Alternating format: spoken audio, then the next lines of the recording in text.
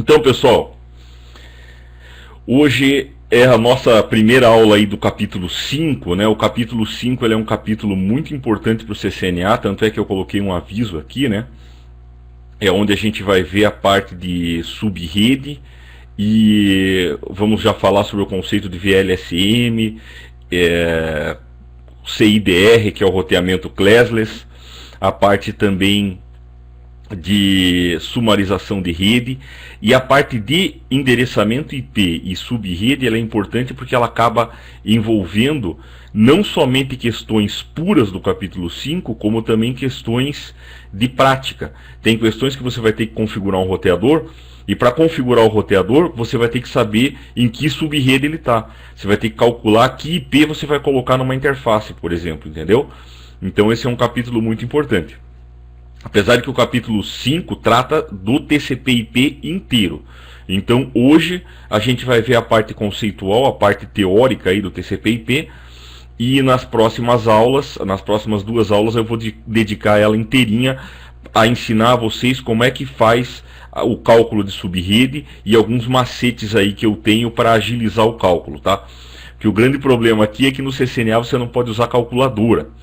Então a gente tem que desenvolver uma metodologia. Eu desenvolvi uma metodologia junto com o Alexei, que trabalha junto comigo, para a gente fazer um cálculo rápido e fazer um cálculo de uma maneira agilizada para o CCNA, tá? Então vamos começar como sempre com os exercícios.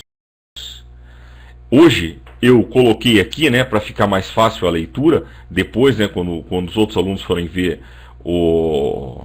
a gravação, mas eu vou passar pelo pool para vocês, tá? Então eu vou publicar a primeira pergunta aqui, ó. Então a primeira pergunta pergunta lá. É para escolher 2 aí, tá? Quais das seguintes opções descrevem vantagens dos switches Ethernet de camada 2 em relação aos hubs? Eu acho que não vai dar para escolher 2 aqui. Aqui vai dar para escolher uma só. Mas aí depois no chat a gente responde aí escolhendo 2. Eu vou desligar o vídeo para melhorar o áudio aqui, tá?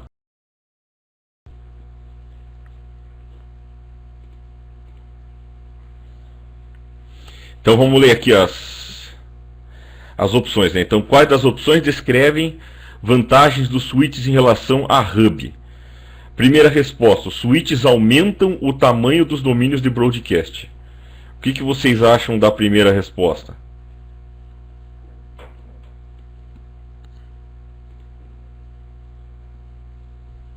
Errada, nada a ver, né? A primeira resposta ela é errada porque os switches não segmentam domínio de broadcast, né? O switch no CCNA a gente tem que lembrar que ele é camada 2, então ele segmenta domínio de colisão. Filtram quadros de acordo com o endereço MAC. Essa tá certa, né? O Maicon respondeu aqui, ó. Isso mesmo, Rogério. O Rogério colocou lá, quem segmenta, falando da primeira, né? Quem segmenta o domínio de broadcast é um roteador ou um equipamento de layer 3, né? Por exemplo, uma VLAN também segmenta o domínio de broadcast. Então a B está certa. A C, permitem transmissões simultâneas de quadros. Você se lembra como é que era o hub? O hub, um cara tinha que transmitir, aí depois que tivesse tudo quietinho, o outro respondia, né? Já o switch, ele permite conexão full duplex, né? Então, provavelmente, se essa questão queria 2 respostas, a resposta é só a B e a C, né? Que ele filtra quadro de acordo com o MAC e permite transmissão simultânea de quadros. Se a gente for ver as outras 2 respostas, que elas estão erradas, ó, aumentam o comprimento máximo do UTP. Comprimento do UTP não tem nada a ver com switch nem com hub. Comprimento do UTP são 100 metros, é um padrão. Quando a gente está falando de switch, hub e fast Ethernet, né? E diminui o número de domínios de colisão. Quando eu coloco um switch, a gente tem que lembrar que cada porta é um domínio de colisão. Então ele não diminui o número, ele aumenta o número de domínios de colisão. E justamente, isso é uma pegadinha. Esse cara a gente tem que lembrar que o switch aumenta o número de domínios de colisão. E isso é bom pra gente, tá? É bom pra rede. Agora, entendeu, Rony? Todo mundo entendeu isso aí? Então, switch, cada porta dele é um domínio de colisão, tá? Por isso que ele não tem colisão, né? Porque ele transmite full duplex e nunca vai ter colisão.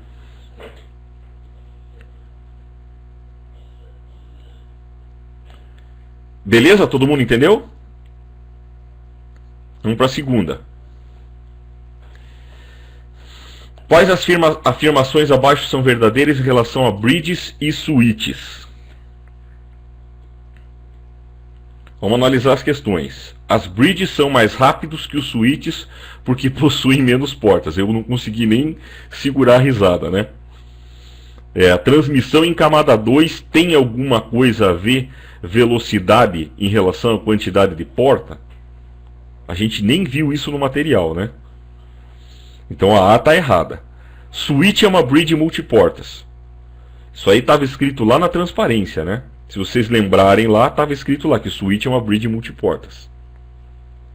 Bridges e switches aprendem endereço MAC examinando o endereço MAC de origem de cada quadro recebido. AC, o que vocês acham? Era bem aquele desenho que a gente tinha, né, na aula passada. O pior é que Michael. Ela examina o endereço de origem. Quando alguém está tentando se comunicar com outro computador, um computador quer se comunicar com outro, quando o cara envia o quadro, ele analisa o endereço MAC de origem e coloca na tabela CAN. Aí na D, então é B e C aí, né? Na D, uma bridge encaminhará a mensagem de broadcast, enquanto switch não, nada a ver. Switch e bridge encaminham broadcasts. Bridges e switches aumentam o tamanho do domínio de colisão. É pelo contrário, né? Eles diminuem o tamanho do domínio de colisão. O tamanho do domínio de colisão são quantas portas participam do domínio, né? Quando eu tenho uma... Pegadinha de novo. Quando eu tenho, por exemplo, um hub com 100 portas, as 100 portas fazem parte do domínio de colisão. Desculpa, se eu tenho dois hubs, né, de 50 portas dando 100 portas. Essas 100 portas fazem parte do domínio de colisão. Quando eu coloco uma bridge no meio, então eu tenho aqui ó, um hub aqui, um hub aqui.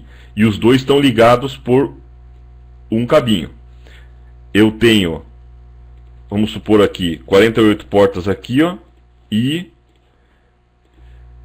48 portas aqui. Então eu vou ter 96 portas, né? Aí, se eu colocar uma bridge aqui no meio, então aqui agora eu estou colocando uma bridge, ele diminui, né? Ele aumenta o número de domínio de colisão e diminui o tamanho. Eu vou ter agora dois domínios de colisão, um aqui e um aqui, cada um com 48 portas. Ele permitiu só uma alternativa. Eu não vi isso aí, foi um erro meu, Volney. Na próxima aí eu vou colocar só a questão que tem uma resposta só, tá? Mas todo mundo entendeu isso daí? Beleza? Vamos para 3. Agora vai piorar, hein? Ele vai deixar marcar uma só e é para escolher 3. Escolham a primeira que vocês acharem certa aí. Quais as 3 afirmações que descrevem de forma precisa os switches de camada 2? Resposta A.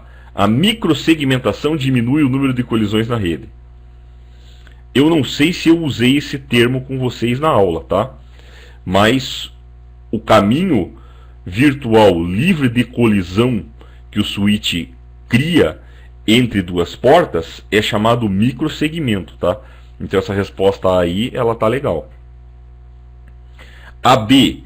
Se um switch recebe um quadro com destino desconhecido, ele usa o ARP para descobrir o endereço. O que vocês acham aí da B? A gente falou em ARP na aula passada?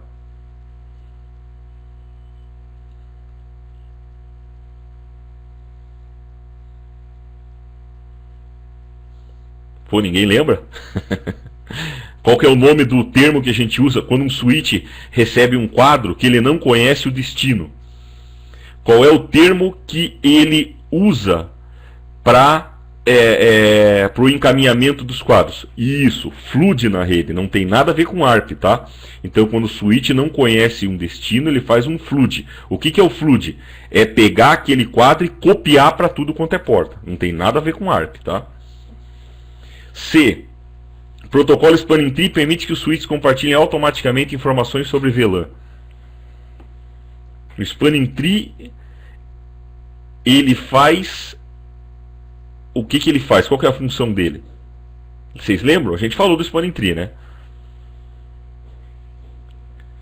O Spanning Tree evita loop, justamente. Não tem nada a ver com distribuir VLAN, tá? Impede loop na rede. Ó, o protocolo que anuncia VLAN, o nome dele é VTP. A gente vai estudar isso aí depois, tá? VLAN Trunk Protocol. Se ele escrevesse ali aqui o protocolo VTP permite que os switches compartilhem automaticamente informações sobre VLAN, aí estava certo. O Spanning Tree não. Então a C está errada. Só a A está certa, né? A B e a C estão erradas. Eu tenho só 3 alternativas e eu sei que 2 delas estão certas, porque eu tenho que escolher 3, né? Em uma rede funcionando corretamente com rotas redundantes, haverá um root bridge com todas as suas portas no estado de forwarding, que é encaminhando os quadros, e todos os switches nesse domínio de broadcast terão somente uma root port. Eu não falei desse jeito na aula, tá? Mas tá certo, tá? Basicamente o Spanning Tree, ele funciona assim. Ele escolhe um cara para ser o raiz, e todas as portas desse cara encaminham quadros. E de cada switch que não é raiz, ele elege uma porta só para encaminhar quadro. Porque se ele fizer isso, ele vai garantir que os caminhos redundantes não vão existir, tá? Estabelecer VLANs aumenta o número de domínios de broadcast. Cada VLAN é um domínio de broadcast, tá certo. Então, as respostas são A. Qual que eu falei lá? São A, D e E, né? As respostas certas são A, D e E. A última, switches que estão configurados com VLANs tomam decisões de encaminhamento baseado em camada 2 e em camada 3. Switch camada 2 não toma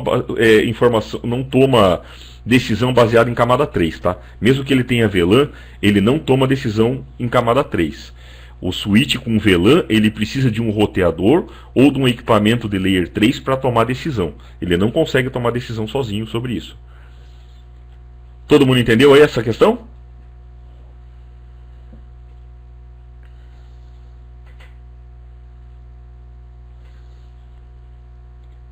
Vamos para a próxima. Agora essa aqui sim. Essa só tem uma resposta. Então, ela vai dar para a gente responder. Eu vou publicar o pool aqui, ó, e eu só vou ler e vou deixar que vocês respondam. Ó. Você tem um cliente wireless, um cara tá com um computador, que tem uma access point que é 802.11 BG, e a placa de rede dele é compatível, é 802.11 BG. Aí, a seção de cliente do ponto de acesso, quando ele clica lá no íconezinho das redes sem fio, não tem nenhuma rede wireless LAN ativa. Qual a mais provável razão para esse problema? Aí ele fala lá que o A, o cliente está configurado com o canal errado. O B, o endereço IP do cliente está na subrede errada. O C, o cliente possui uma senha errada. E o D, o SSID no cliente está errado.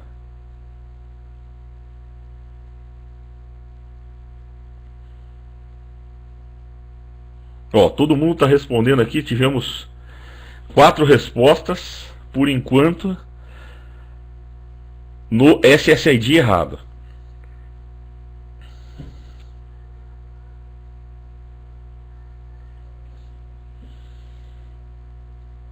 A maioria está achando que o SSID está errado, né? Realmente essa é a resposta certa, tá?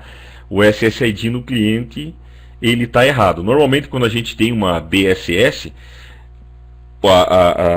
uma Access Point do tipo Basic Service Set, você pode configurar o SSID para ele ficar oculto, né? Então, se o SSID está oculto e o cara não configura certo, ele não vai mostrar lá para você nenhuma rede, né? Falar que o cliente está configurado no canal errado, normalmente canal a gente configura no Access Point, não no cliente, né? O endereço IP não tem nada a ver, se tivesse o endereço IP errado ele ia configurar a rede, mesmo assim ia aparecer a rede. A senha, se o cara digitou a senha errada é porque ele conseguiu ver o SSID, né? Ele não tem como ver a senha errada sem ele ver, não tem como digitar a senha sem ter o SSID. Então, a resposta mais correta é a D. Essa pergunta eu deixei de propósito porque vocês vão enfrentar no CCNA várias vezes coisas desse tipo, tá? Nem sempre existe uma questão certa. Existe às vezes a questão mais certa, tá? A resposta mais certa de todas. Isso é chato, mas é verdade. Ó, essa aqui é 5 agora. A 5 é legal. Também tranquila, né? Você acabou de instalar fisicamente um AP. Pelo menos que parâmetro você tem que configurar para permitir que um cliente possa se conectar nesse AP?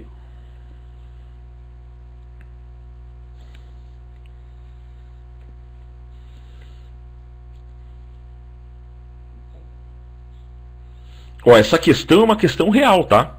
Essa questão é uma questão real, uma questão que já caiu em prova. Um modelo, né, que já caiu em prova. E veja, não é difícil, né? Se a gente resolver ela pelo absurdo, AES é um tipo de criptografia, não é parâmetro. PSK é um tipo de modulação, não é parâmetro. TKIP é um jeito de você trocar chave em criptografia. E o EP é um tipo de segurança também, de troca de chave. Só o único parâmetro que existe aí é realmente o SSID, né? Então a resposta certa é a C. Todo mundo respondeu C aqui. Essa aqui tá legal. Então isso aí são metodologias. Eu estou mostrando para vocês já a metodologia de resolver questão, tá? Resolver pelo absurdo. Isso aí é uma metodologia bem quente. Você olhar coisa absurda, você já consegue às vezes eliminar 4, 5, eliminar um monte de resposta e deixar 2, 3 no máximo aí em dúvida. Essa última é uma sacanagem, tá? Essa última é uma coisa que eu, como examinador de prova, não faria uma questão dessa para o CCNA. Eu acho que essa questão aí é uma questão para o CCNA Wireless. Mas ela está aqui, tá? Quais são as velocidades que devem ser desabilitadas numa Wireless LAN BG para permitir que somente os clientes G funcionem? Você tem que conhecer as velocidades aí que cada um trabalha.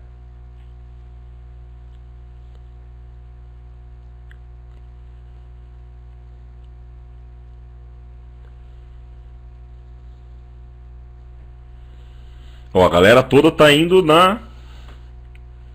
Pô, a turma toda tá indo na D, né?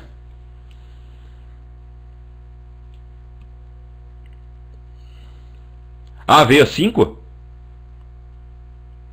Pera aí.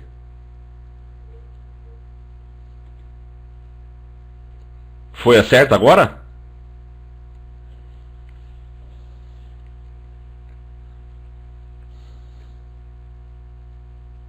Ih, então tá com pau. Então tá com pau isso aqui, tá? Esse pool aqui veio com pau. Mas eu vou falar sobre ela aqui, ó. É a D mesmo, né? Isso aqui eu até coloquei um quadrinho a mais aqui, ó, para mostrar para vocês, né? Ó, 802.11a, o cliente pode se conectar a 6, 9, 12, 18, 24, 36, 48 e 54 MB. No B, a 1, 2, 5.5 e 11. No G, 6, 9, 12, 18, 24, 36, 48 e 54. Então, se no B ele pode ser a 1, 2, 5.5, 11 e no G só a partir do 6, a resposta certa aqui, ó, é D, né? Porque ele perguntou quais as velocidades devem ser desabilitadas, né? Então, desabilitando a 1, 2, 5.5 5.5 e 11, é isso aqui. 1, 2, 5.5 e 11, ele vai funcionar só como G. Porque essas velocidades aqui ó, são as velocidades da B. Entenderam? Essa aqui é daquele tipo que é do decoreba, né? É coisa que eu particularmente não gosto. Eu prefiro questões que a gente tem aqui pensado que fazer decoreba. E assim, as questões estão bem mapeadas para wireless aí, tá? Ninguém me falou que caiu uma questão de wireless diferente do que a gente tem no questionário. Todas essas questões eu tirei do questionário do capítulo 4 e as relativas ao capítulo 3 eu tirei do questionário do capítulo 3, tá? Pessoal, beleza os exercícios? Podemos passar para frente?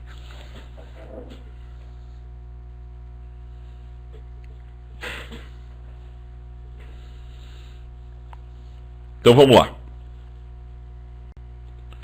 TCP/IP. Ele foi desenvolvido aí pelo Departamento de Defesa dos Estados Unidos, que nem falava um professor meu que tirava sarro, né? Departamento de Defesa dos Coitados Unidos, o DOD. E para a gente entender, né, com essa frase aqui de baixo, a motivação do TCP/IP, a gente entende a robustez dele e por que ele funciona tão bem, né? Sobreviver a qualquer condição, mesmo a uma guerra nuclear. Então, o TCP/IP ele foi projetado para sobreviver a qualquer situação, desde uma queda de um roteador até uma queda de uma bomba num lugar onde tem um monte de roteador, né? Então por isso que ele é um protocolo tão robusto, tão resistente, tá? E é o padrão técnico e histórico da internet. A internet, ela tomou forma a partir do momento que o TCP/IP também tomou forma e foi criado, tá? Se a gente comparar o TCP/IP com o OSI tem 7 camadas, tá? Aí se a gente for ver aqui, ó, a camada de aplicação, apresentação e sessão, no TCP/IP eles juntaram tudo numa coisa só. Virou só camada de aplicação, tá? Então todas as funções de aplicação, apresentação e sessão, eles estão numa camada só. Faz tudo numa camada só, tá? A camada de transporte, que segmenta e traz controle de fluxo, controle de confiabilidade, esse tipo de coisa, tem o mesmo nome, ó, transporte, tá? A camada de rede do modelo OSI virou agora internet no TCP/IP, tá? E a camada de enlace e física juntaram em uma camada só e transformaram na camada de acesso a redes. Então de 7 a gente acabou tendo apenas 4 camadas: aplicação, transporte, internet, acesso à rede, tá? Então tem que lembrar aqui, ó, que a aplicação tomou o lugar de aplicação, apresentação e sessão. Transporte continua com o mesmo nome, rede virou internet e enlace e física viraram acesso à rede, ou algumas bibliografias chamam de acesso aos meios, tá? É a camada que controla o acesso aos meios físicos. A camada de aplicação do TCP/IP, ela é bem similar à camada de aplicação do modelo OSI, tá? É a camada que trata dos protocolos de nível superior. É o cara que vai dar acesso à rede para as aplicações do usuário, tá? Então, o meu aplicativo em TCP/IP vai chegar e falar com a camada de aplicação. Então, como o aplicativo está falando com a camada de aplicação, eu tenho os aplicativos normais, que nem a gente usou de exemplo lá no OSI. Eu tenho, por exemplo, para transferência de arquivos, TFTP, FTP, NFS, para e-mail, SMTP, POP3, IMAP, para login remoto, Telnet, SSH, RLogin, gerenciamento de rede, a gente tem o SNMP, gerenciamento de nomes, o DNS, e esses aqui são os mais usados pelo roteador, tá?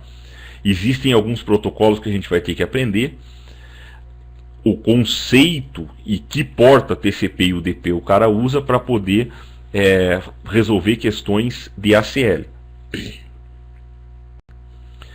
Tratando um pouco mais das principais aplicações que caem aí no CCNA, caem que eu digo, elas são cobradas que você saiba mais ou menos o funcionamento, e depois, lá quando a gente for fazer Access List, que é tipo um firewall da vida, você vai ter que saber em que porta TCP e UDP esses caras funcionam, tá?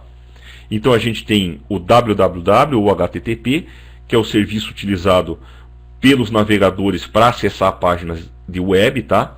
Então o teu cliente vai acessar um browser e lá no servidor eu vou ter ele na porta TCP 80, tá? Não se preocupe com isso, a gente vai ver daqui a pouco essa história de porta, de TCP e UDP. E tem uma versão segura do HTTP, que é o que a gente usa para acessar o banco, né, o Internet Banking, que é o HTTPS, que usa a porta 443 do TCP. FTP, File Transfer Protocol, é um protocolo de transferência de arquivo, é como se fosse um compartilhamento de pasta através de um servidor, tá? Ele usa a porta 20 e 21, ele usa as portas 20 e 21 do TCP. Então, como é que funciona o FTP?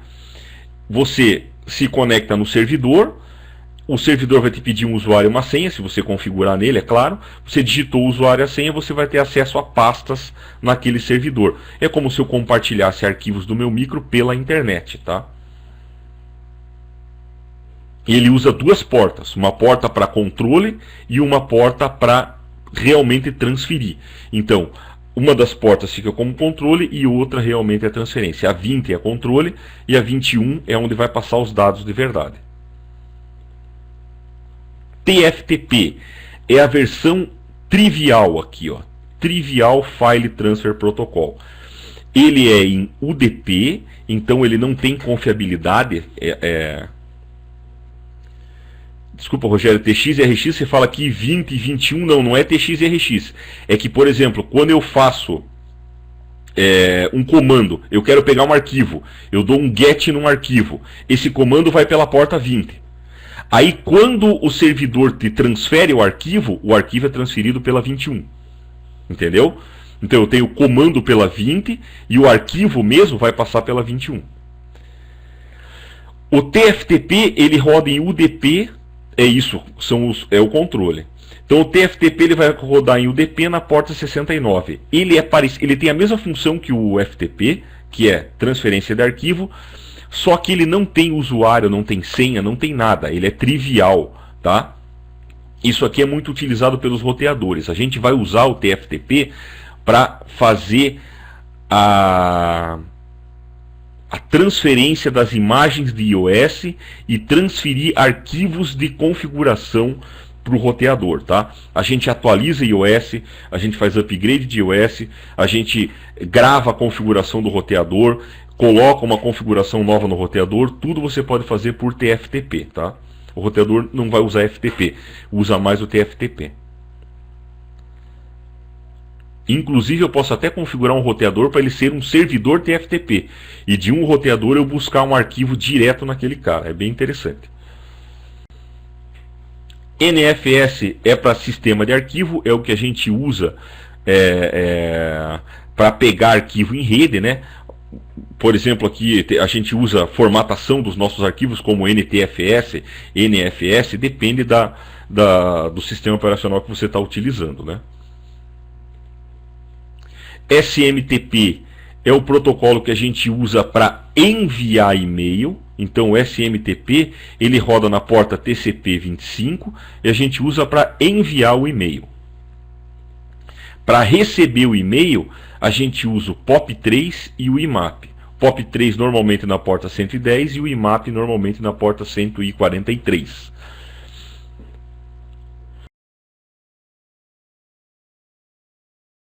Apesar de que alguns provedores recomendam você configurar uma outra porta, mas isso aqui é a porta oficial. O SMTP roda na 25, eu envio. O POP3 eu pego o e-mail na 110 e o IMAP eu pego o e-mail na 143. A diferença é a seguinte: o POP, quando eu puxo o e-mail do servidor, ele copia do servidor, coloca no meu HD e apaga do servidor, tá? Então ele vai apagar do servidor. O IMAP não. ele permite que você deixe uma cópia lá no servidor. Então, se eu pegar o e-mail, eu leio no meu micro, desligo o meu micro, ele continua lá no servidor. Aí quando eu ligar de novo o meu micro, eu consigo sincronizar com o servidor e aí eu não perco os e-mails, tá? Esse é o que é mais utilizado hoje em dia corporativa, nas redes corporativas, né? Então as empresas preferem usar o IMAP para fazer aquele esquema do webmail, né? O cara tem um e-mail que fica no micro dele e de casa ele pode acessar o webmail e conseguir ver as mensagens, tá? O POP3 ele é utilizado mais por esses provedores gratuitos, né? O provedor gratuito ele permite que você configure na tua máquina, você configura com POP3 porque aí você já limpa o servidor dos caras, né? Você já puxa tudo que está lá e coloca na tua máquina. Entenderam a diferença aí? Então SMTP envia, POP3 e IMAP leem o e-mail. POP3 ele pega do servidor e apaga as mensagens do servidor. IMAP ele deixa uma cópia, né, como se fosse um espelho. O que está na tua máquina continua no servidor. A não ser, claro, que você pegue e baixe para a tua máquina e apague do servidor, né? Você pode fazer isso também. Aí, agora eu tenho dois aplicativos, duas aplicações, serviços de rede para eu fazer emulação de terminal. O que é uma emulação de terminal? É eu pegar e me conectar com o equipamento para entrar via configuração, tá? Que são Telnet e SSH. Telnet roda na porta 23 TCP, SSH na porta 22 TCP. A diferença deles é que o Telnet não é seguro. Você se conecta num roteador da Cisco, por exemplo, para fazer uma configuração remota. Quando você digita teu usuário e tua senha, ele passa em texto claro, aberto o Telnet, tá? Qualquer um pode ver o que você está fazendo. É só o cara colocar um sniffer na rede e ele vai conseguir ver. O SSH não, ele é o Secure Shell, ele faz de maneira protegida, então ele faz com criptografia. Quando você digitar teu usuário e a senha, ele vai criptografar e o cara não consegue ver nada, não consegue ver configuração, nada do que você está passando pela rede, tá? Normalmente a gente pega um roteador, ele está zerado, você tem que configurar ele via hiperterminal. Você conecta um cabo de console, abre o hiperterminal, PUT, TeraTerm, qualquer programa que faça emulação de terminal, a gente vai acabar vendo o hiperterminal, que é o que o CCNA cobra, tá? Para fazer a configuração inicial. Depois que o cara está com IP e já está com acesso remoto, aí a gente usa Telnet ou SSH para fazer a configuração do roteador.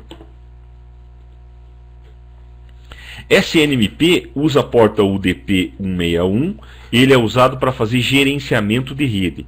Eu consigo pegar informações do meu roteador, tá? Eu consigo pegar, por exemplo, que uma porta caiu, eu consigo fazer configuração, eu consigo ver qual é a banda que uma porta está usando. Então é um cara para fazer gerenciamento remoto de rede, tá? O SNMP, Simple Network Management Protocol.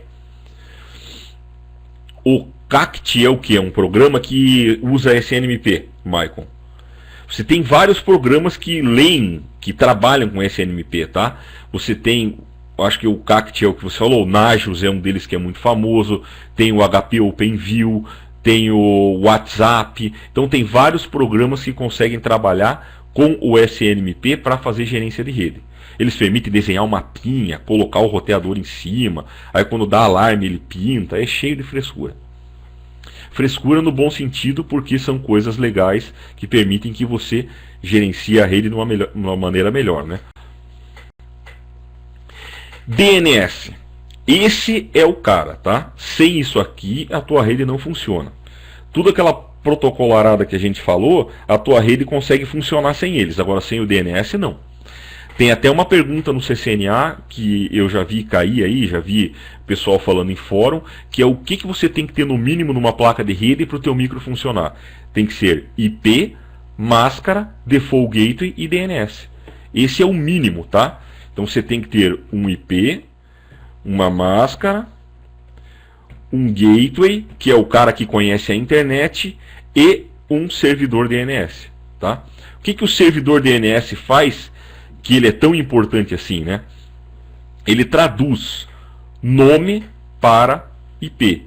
a gente usa nome normalmente, né? Que é um negócio que é chamado FQDN, Fully Qualified Domain Name, que é aquilo que a gente registra no registro BR por aí como www.cisco.com. Mas na realidade o www.cisco.com é um IP, é um endereço IP de uma máquina que está aqui na internet. Por exemplo, é esse micro aqui, ó, ele é o micro que tem o IP lá do www.cisco.com. Aí quando você digita www.cisco.com, o teu micro via o protocolo UDP na porta 53, ele pergunta para o teu servidor de DNS qual é o endereço IP do www.cisco.com. Aí esse teu servidor DNS, se não souber, vai perguntar para um outro servidor DNS até ele achar alguém que conheça e responda para você qual é o IP daquele cara. Então na internet eu não consigo achar ninguém pelo nome, eu vou achar na realidade pelo IP. Quando você coloca o nome, o DNS faz a tradução do endereço do nome, né, de um nome de domínio para um endereço IP. Beleza? Esse desenho aqui, ó, do lado, ele representa mais ou menos como é que é a rede, ó. Tá aqui, ó, você no micrinho lá, o host, você tem o teu servidor DNS, aí você tem aqui, ó, por exemplo, um .com, um .br, um raiz, tem o .com, edu, gov. Aí quando você pergunta a alguém, se o teu servidor não souber, ele vai lá para o .com e pergunta. Se esse .com não souber, vai para o BR e pergunta. Se o BR não souber, vai para o raiz. Alguém vai saber. Vai chegar uma hora que vai responder para ele, vai responder para o teu servidor, e o teu servidor vai ter que passar qual é o IP, tá? Aí a gente vai ver que o DNS, quando você pergunta para o teu servidor, ele faz em UDP na porta 53. Agora, quando o teu servidor DNS pergunta para um outro servidor, ele faz em TCP a pergunta, tá? Então ele pode funcionar tanto com TCP quanto com UDP. Quando o cliente pergunta para o servidor, é via UDP. Quando o servidor conversa com o servidor, é via TCP. Beleza? Então isso aqui é importante, ó. Entendeu agora, Orlando? Então por isso que ele usa os dois protocolos. Joia? Então isso aqui é importante. O DNS, ele é vital. É um dos parâmetros que você precisa ter para o teu computador funcionar. IP, máscara, gateway e DNS.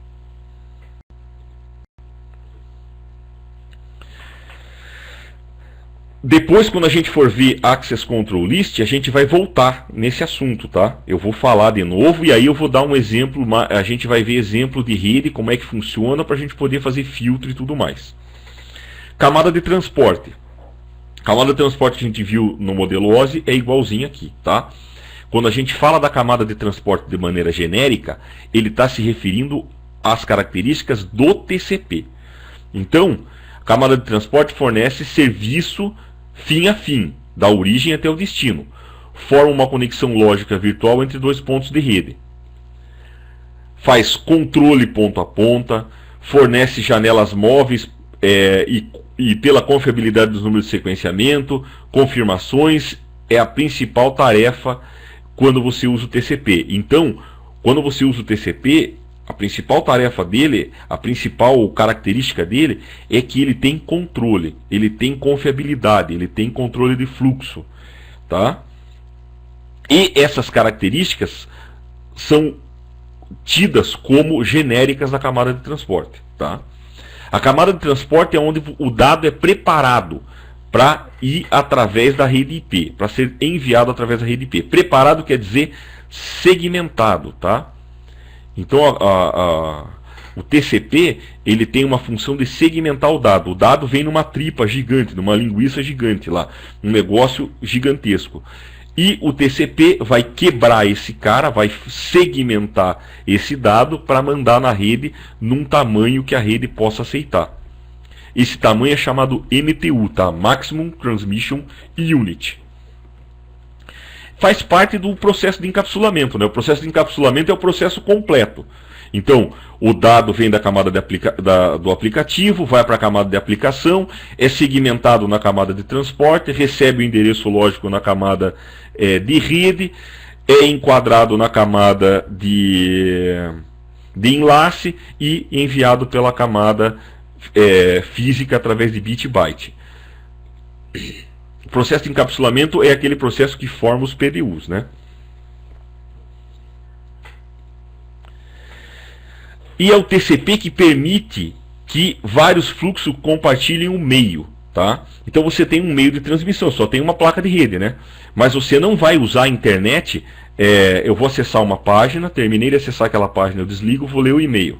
Terminei de ler meu e-mail, desligo, agora eu vou falar no Messenger. Não é assim que a gente faz, né? A gente liga tudo ao mesmo tempo agora.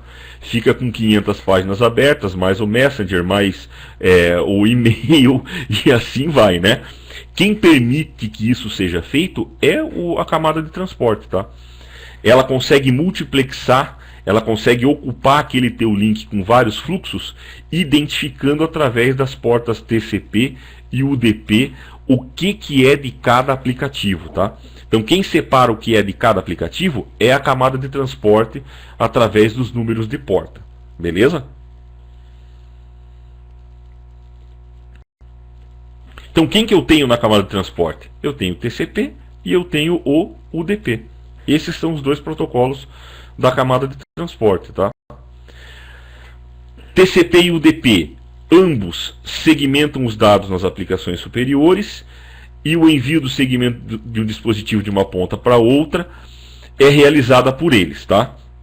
Então a função deles é enviar segmento ponta a ponta, fim a fim, e segmentar os dados, beleza? Só que aí o TCP tem umas características exclusivas, que ele faz o estabelecimento de conexão ponta a ponta, controle de fluxo, número de sequência para dar confiabilidade. Confiabilidade é a sua palavra-chave. O UDP já não tem isso. O UDP ele é uma transmissão que a gente chama de melhor esforço, tá? Best effort. Ele vai mandar, se o outro lado receber, recebeu, se não receber, não é problema dele. O aplicativo que se vire com aquilo.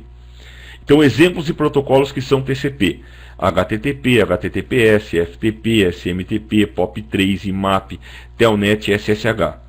E exemplo que usa o UDP, TFTP, SNMP, RTP, DNS e alguns outros aí, tá?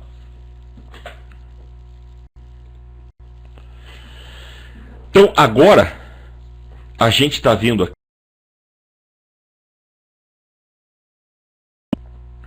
o esquema do TCP/IP por completo, ó. Eu tenho aqui em cima as minhas aplicações. Aqui embaixo os aplicativos que elas podem usar. Esses aplicativos eles podem ir via TCP ou UDP. Ambos são enviados para o IP, que vai colocar o endereçamento e vai mandar para a tua rede, tá? Então, o TCP, quando o teu aplicativo quer uma entrega garantida, ele vai pegar o TCP. Quando ele quer velocidade, ele não está nem aí para garantia de entrega, ele quer velocidade, ele vai por UDP, tá? Por exemplo, voz sobre IP.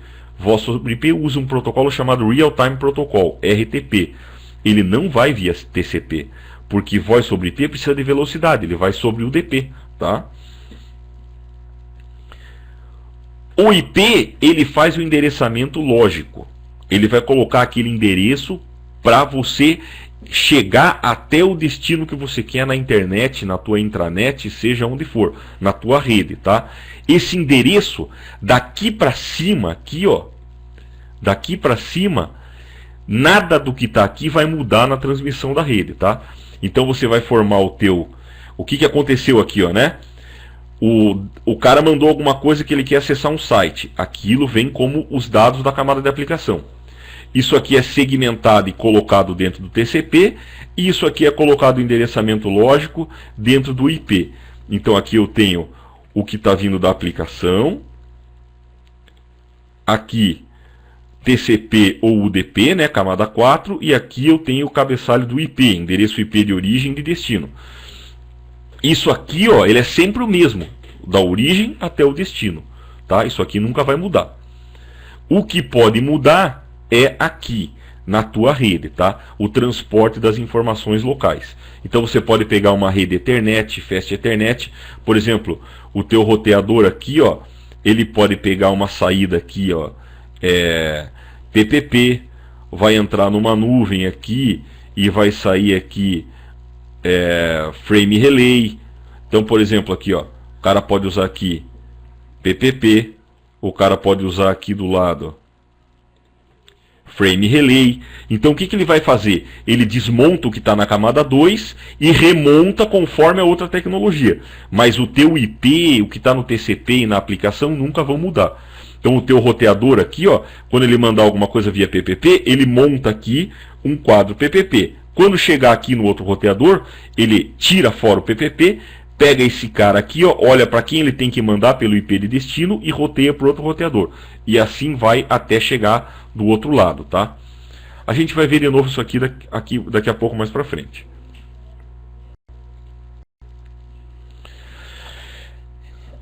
Quando a gente fala em rede TCP/IP, a principal característica é que a gente tem uma arquitetura cliente-servidor. Você tem os serviços de rede, que normalmente ficam em um servidor. Hoje em dia todo mundo fala, né, que nós temos nossos servidores em nuvem e tudo mais. Mas você tem aqui um servidor. O que é um servidor? É um cara que tem um programa instalado. Por exemplo, se ele é um servidor web, ele pode ser via Linux e tem um Apache nele. O que é o Apache? O Apache é um programa feito para você publicar a página de web, tá? Feito para você publicar na página de web. Aí ele vai ter uma arquitetura, uma estrutura lá dentro e jogou lá dentro a tua página de web. Esse cara aqui do Apache, ele vai ficar com a porta 80 do TCP aberta, esperando conexão. E aí qualquer cliente que queira se conectar, por exemplo, esse micrinho aqui, ó, ele quer pegar a tua página de web. Ele vai pegar, vai formar aqui um pacote, um quadro, mandar para cá.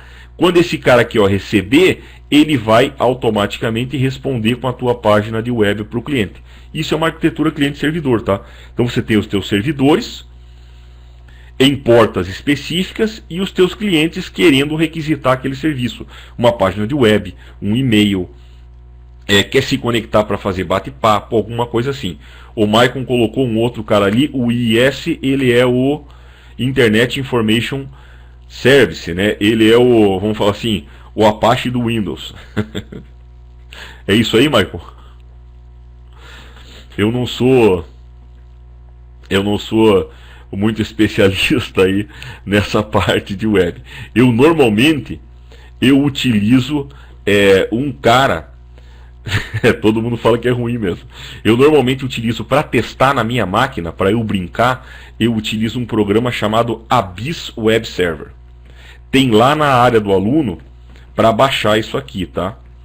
Esse Abyss Web Server é um servidor de internet que você instala na tua máquina e você pode fazer teste nela mesmo, tá? Ele é bem legalzinho, bem fácil de montar.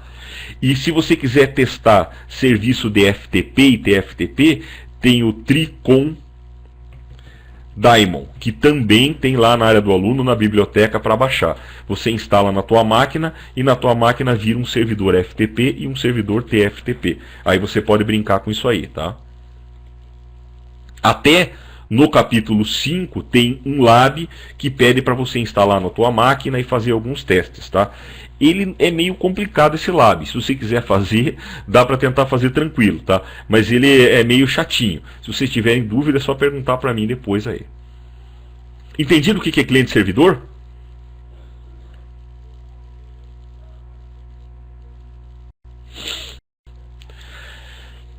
Então aqui, ó.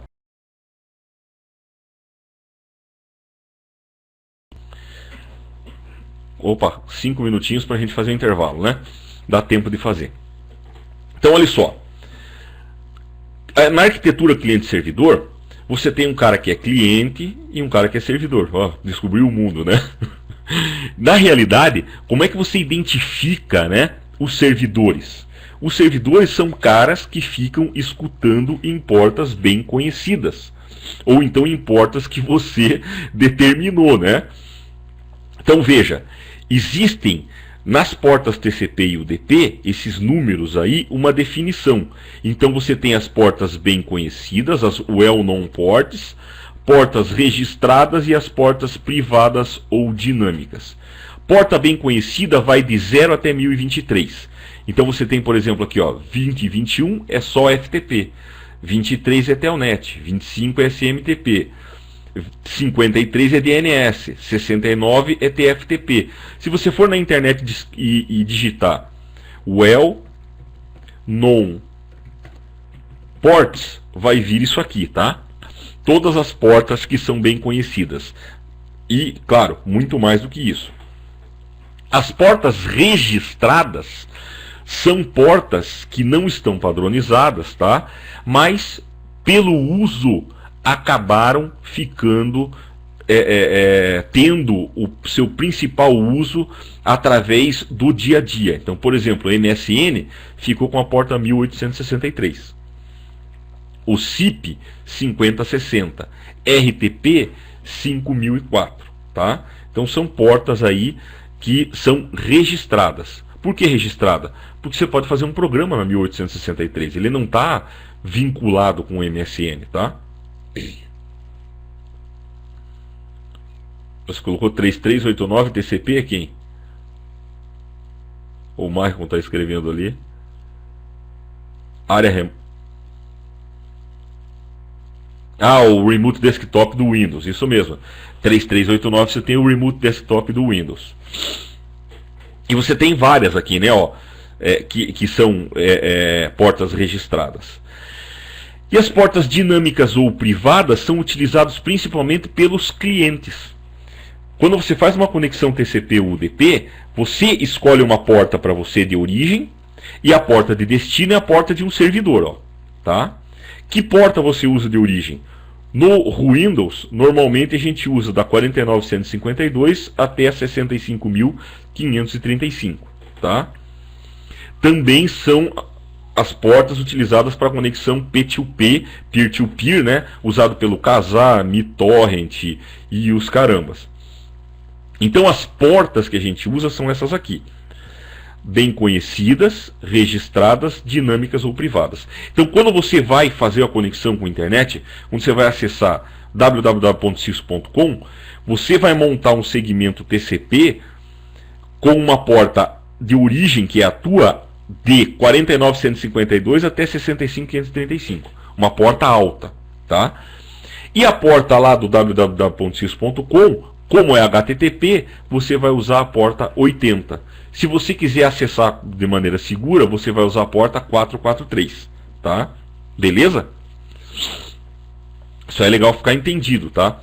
Então, assim, quando um cliente vai fazer uma requisição, ele usa uma porta alta, uma porta privada ou dinâmica. E qual é a porta de destino? É a porta do servidor com o serviço que ele quer. Ah, eu queria acessar o serviço de FTP da minha empresa. Você vai usar a porta 2021 como destino. Eu queria acessar o e-mail, estou mandando um e-mail. Você vai usar a porta 25, tá? De destino. Porta de origem é entre 49.152 até 65.535. Beleza?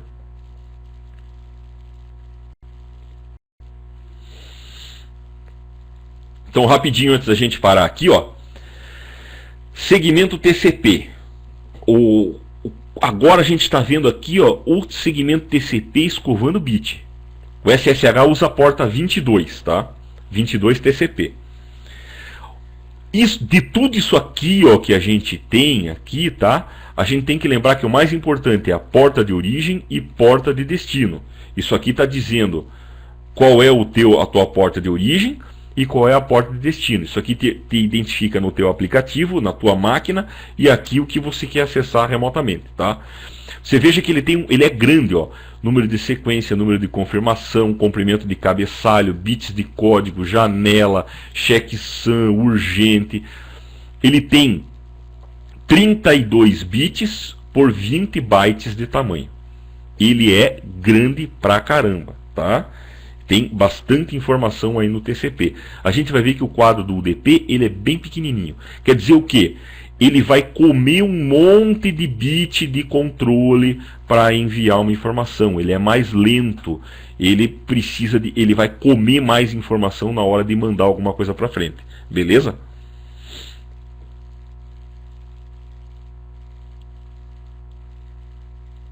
Tranquilo aí, pessoal, por enquanto?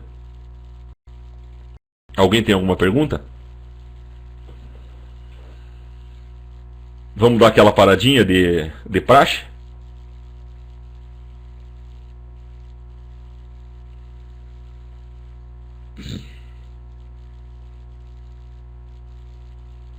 O esquema de segmento, como assim, Maicon?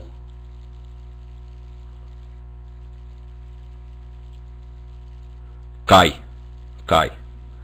Esse esquema aí do TCP e tal, pode cair alguma coisa. Eu vou mostrar para vocês, tem uma questão até que caiu para um colega nosso aí, um modelo de questão que ele relatou, e eu vou mostrar para vocês na próxima aula. Uma das questões que eu trouxer é aquela de lá. Agora, desculpa, você está falando desse bit byte aqui, ó? Não, desse bit byte aqui não. O cara não vai perguntar o que é bit de cabeçalho, esse tipo de coisa. De tudo isso aqui, ó, a gente vai dar uma estudadinha, o que é mais importante, no capítulo 10, que é de ACL, que tem alguma coisa aqui do bit de código que é importante a gente saber. É importante você ter a noção do que aqui, ó. O que é a porta de origem, o que é a porta de destino, o que é a porta bem conhecida, registrada, e a porta de usuário, tá? Isso é importante saber. Mas agora, esse bit byte aqui não, pelo amor de Deus. Se cair alguma coisa desse tipo, você pode errar e sem vergonha nenhuma. Não ficar com peso na consciência. Então vamos dar uma paradinha, 9h10 voltamos, beleza?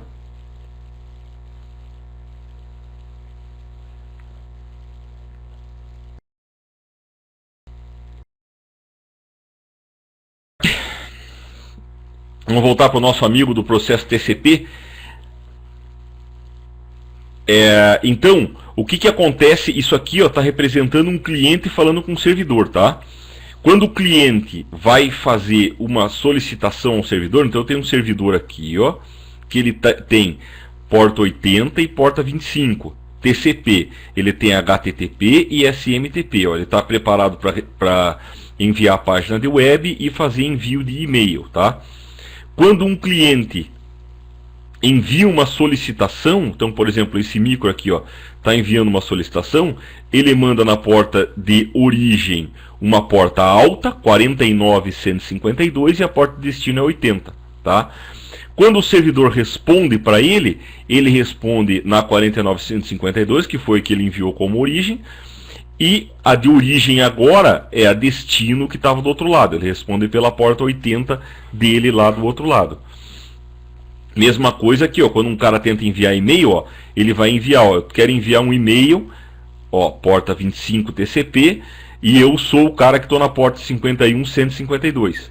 Quando esse cara chega lá no servidor, ele reconhece que a porta 25, ele encaminha para o serviço de e-mail, e na hora dele responder, ele coloca o 25 como origem e a porta 51.152 como destino, beleza?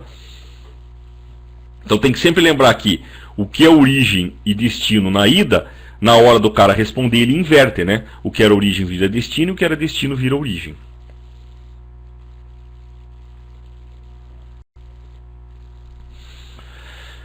TCP, como é que ele faz essa história, como é que funciona o TCP, né?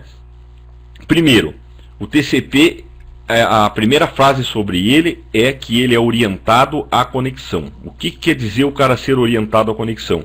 Quer dizer que antes de transmitir qualquer coisa, ele tem que conectar. Como é que ele conecta? É com o processo de handshake de mão tripla, o Triple Way Handshake, né? O que é o processo de handshake de mão tripla? É o cara fazer uma sincronização. Então é a troca desse SYN e o tal do ACK, tá? O SYN é o sincroniza e o ACK é o reconhecimento, o acknowledge, tá? Então o que é um cara abrir uma conexão TCP? Então, por exemplo, o A aqui é o cliente e o B é o servidor. Então o A quer acessar um serviço. Ele vai mandar um SYN com um número de sequência, então 100. Aí o B vai receber o SYN dele como 100, ele tem que responder com o SYN do B, o número de sequência do B, ele vai responder aqui, ó, com 300, e ele tem que reconhecer que ele recebeu o 100. Ele vai reconhecer mandando um a mais, 101. Aí quando esse cara recebeu aqui, ó, ele confirma que ele recebeu o sim do outro lado, enviando um 301 para esse cara aqui, ó. Então, ó, ele mandou que ele vai começar a numerar os quadros, os segmentos dele com 100. Esse cidadão reconheceu falando, olha, beleza, eu reconheci através do 101. Aí ele manda, eu começo a numerar o meu com 300. E esse aqui reconheceu enviando para cá 301. Entenderam isso? O que é esse sim, esse sim que eles mandam? É qual é o número que eles vão começar a colocar nos segmentos dele, tá? Qual a numeração que ele vai usar. Então, o A vai começar a numerar a partir de 100 e o B vai começar a numerar a partir de 300. Beleza? Mesma coisa acontece quando o cara termina. Quando você vai terminar a conexão, você manda um fim, o outro cara recebe o fim, reconhece, esse aqui recebe o fim, reconhece o fim do outro e acabou a conexão.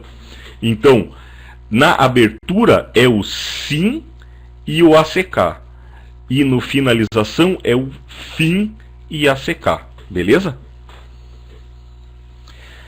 Então agora a gente estabeleceu uma conexão. Está aqui, ó, envia o sim como 100, o outro lado reconheceu como 101, esse aqui enviou para o A como 300 e o A reconheceu como 301.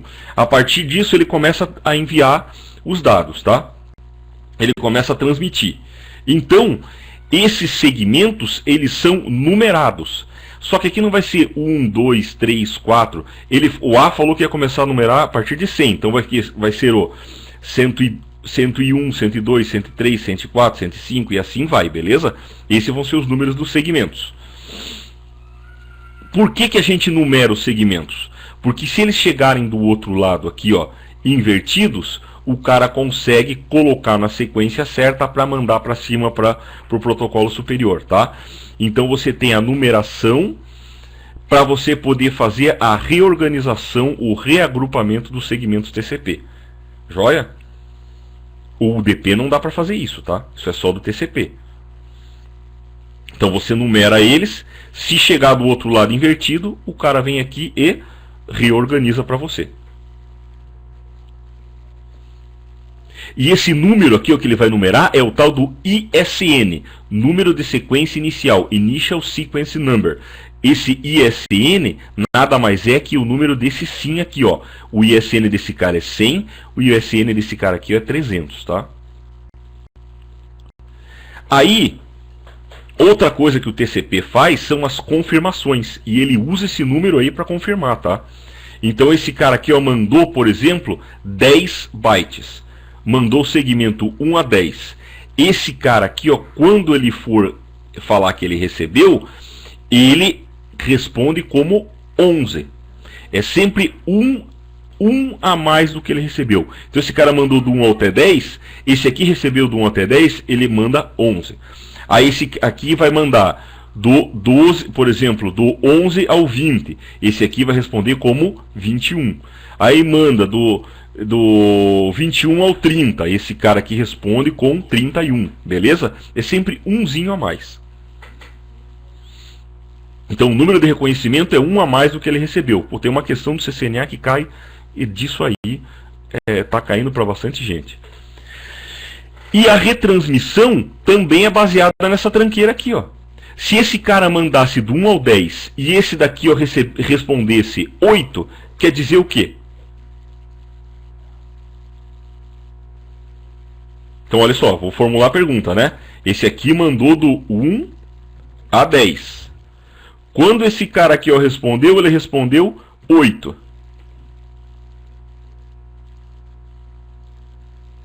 Erro de transmissão.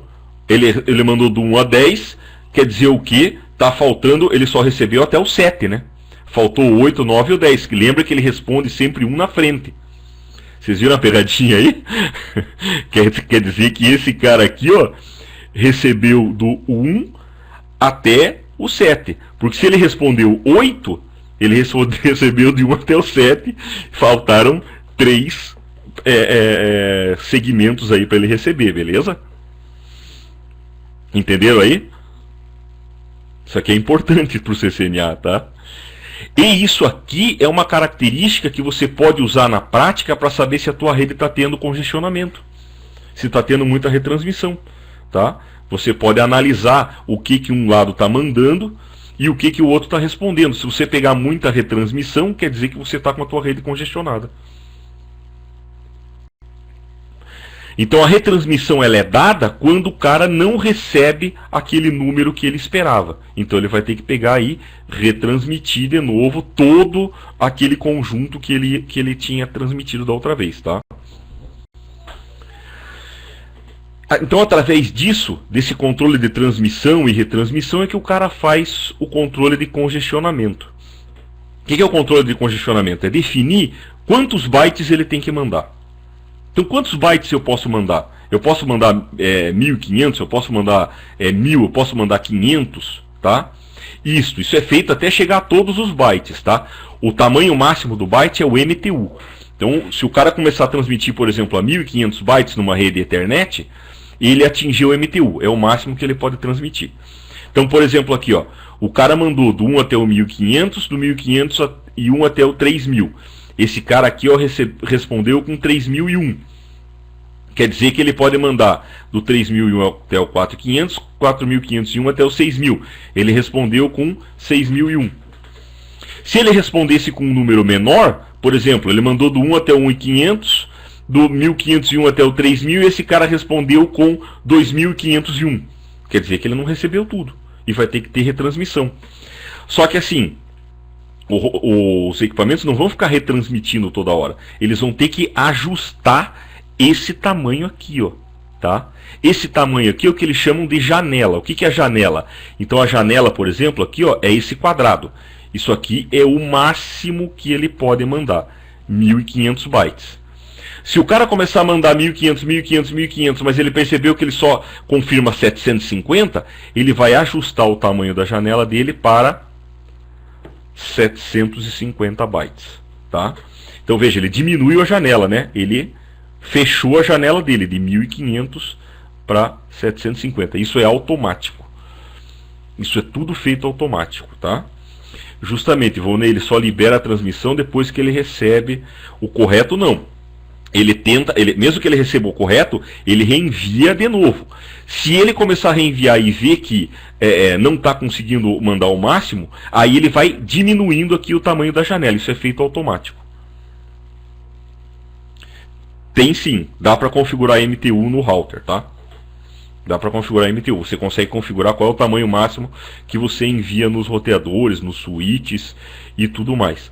Isso, Rodrigo, tudo é uma questão de você ver. Se você diminuir o tamanho dos teus quadros, o tamanho do teu em bytes que você manda, você torna o equipamento mais rápido. Só que em compensação você gasta mais processamento, porque o cara vai ter mais pacote para processar. Então, quanto menor o teu pacote, maior o processamento do roteador.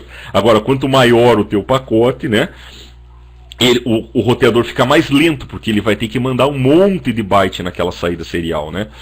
Então isso aí é uma fórmula aí que os administradores de redes acabam tendo que aprender na prática, né?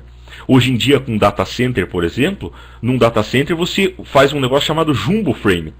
Em vez de usar um quadro com 1.500 bytes no Ethernet, você usa um quadro com 9.000 bytes, por exemplo.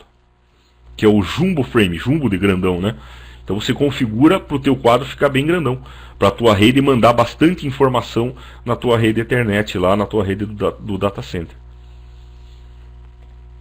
Beleza?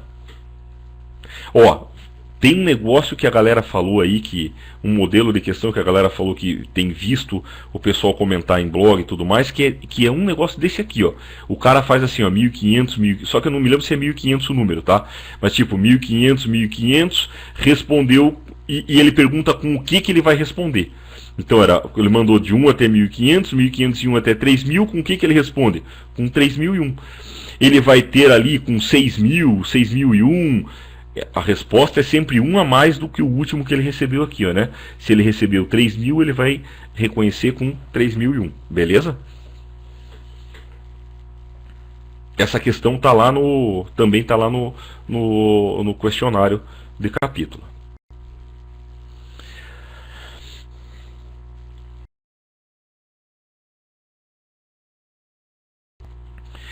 Totalmente diferente do TCP, o UDP não tem confirmação, não tem janelamento, não tem controle de fluxo, não tem triple handshake. Olha o tamanho do quadrinho do cara, 32 bits por 8 bytes. Do TCP era 32 por 20. Só tem porta de origem, porta de destino, comprimento, checksum e dados. Mais nada, tá? Então o UDP, ele é best effort.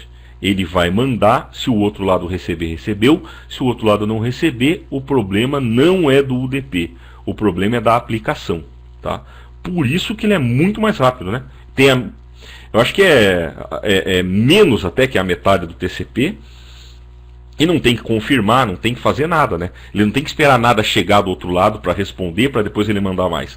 Ele vai mandando o fluxo dele do jeito que for. Então por isso que ele é usado para voz e para vídeo, tá?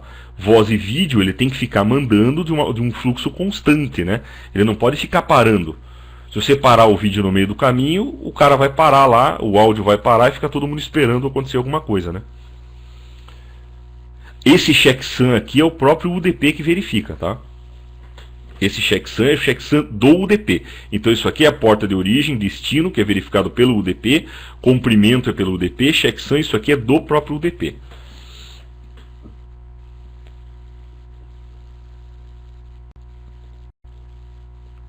Da mesma forma que o TCP, quando um cliente quer solicitar um serviço de UDP, por exemplo, ele quer a tradução de um nome via DNS, ele manda como porta de origem uma porta alta, aqui ó, no exemplo está 49152, e a porta de destino, a porta bem conhecida que é o 53 do DNS.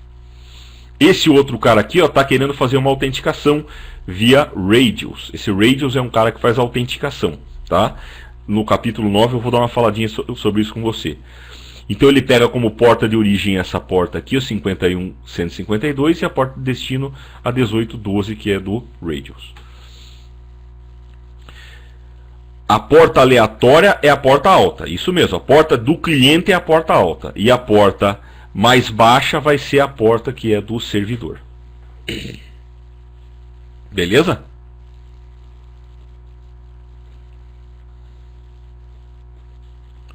E a gente tem que lembrar que na volta, né? Então esse cara aqui vai colocar como origem a dele, destino a do servidor. Quando o servidor lhe responde, ele coloca como origem a dele de servidor e como destino a porta lá, que era aquela porta do micro, né? No teu computador, existe um comando chamado netstat que você consegue ver essas características do estabelecimento da sessão, tá? Então aqui eu tenho uma tela do netstat-n. O netstat-n, você abre lá, né, o CMD, o prompt do MS-DOS e digita netstat espaço "-n".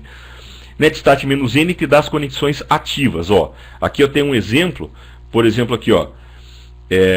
Se você pegar aqui a primeira, segunda, terceira, quarta linha aqui, ó, no meu exemplo. A quarta linha no meu exemplo, eu estou acessando uma página HTTPS, ó.